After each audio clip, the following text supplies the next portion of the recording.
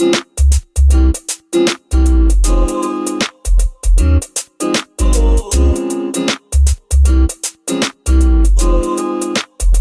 house, you know what I mean? Ewan ko kung paano ko bibit-bitin yung pagtingin ko, kasi kung hanggang tingin lang ay bitin.